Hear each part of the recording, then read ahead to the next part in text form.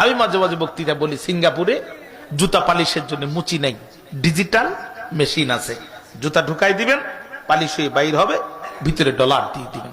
বাঙালি যে যখন জুতা ঢুকাইছে আর পালিশ হয়ে বাইর হয়ে গেছে, বাঙালি দেখে টাকা নেওয়ার লোক নাই, কাল বিলম্ব না করে বাঙালি ফতোয়া আবিষ্কার করে দিছে, যেখানে মানুষ নাই ওখানে টাকা দেওয়া জায়েজ নাই। এখন বাঙালি শুধু জুতা ঢুকায়, পালিশ হয়ে বাইর হয়, পায়ে দিয়ে হেঁটে যায়, একটি টাকাও দেয় না। এই কোম্পানিগুলোর মালিক যারা, মাস শেষে বক্স গুলো ওপেন করে দেখলো তারা জুতা পালিশ হলো 30,000 জোড়া, মাগার ভিতরে মাল নাই। এ কাম করলো কারা? এটা ধরার জন্য তারা নিয়োগ করলো সিসি ক্যামেরা। এই সিসি ক্যামেরায় পড়লো ধরা বীর বাঙালি যারা, এই মহান কাম করেছে তারা। এখন ওরা পড়ে গেল বড় বেকায়দায়। এত বাঙালি একসাথে যদি দেশে ফেরত পাঠায়, তাহলে আমার দেশের কলকারখানাও তো চলবার নয়। আবার এই বাঙালি যদি আমার দেশে থাকে, তাহলে জুতা পালিশের ব্যবসাও চলবার নয়। কি করা যায়?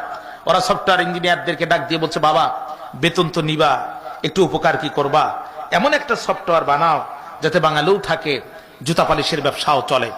সফটওয়্যার ইঞ্জিনিয়ার ছিল যারা, অক্লান্ত পরিশ্রম করে নতুন সফটওয়্যার তৈরি করলো তারা। আর সেটি হচ্ছে, জুতা একটা দিবেন পালিশ হয়ে বাহির হবে, আরেকটা দিবেন পালিশ হবে, তবে বাহির হবে না ততক্ষণ, ভিতরে ডলার দিবেন না যতক্ষণ। বাঙালি কয়, এই সামান্য বুদ্ধি দিয়ে কি আমাদের আটকানো যায়? বাঙালি এক মেশিনে জুতা একটা দেয়, পালিশ হয়ে যখন বাইর হয়, দ্বিতীয় জুতা ওই মেশিনে দেয় না, ও সামনের মেশিনে যে আরেকটা মেশিন পায় ওখানে আরেকটা দেয়, এখান থেকে একটা ওখান থেকে একটা, এই দুই মেশিন থেকে দুই জুতো পরে বাঙালি বীরের মতো হেঁটে যায়। বলছিলাম না ভাই, এদের কাছে অসম্ভব।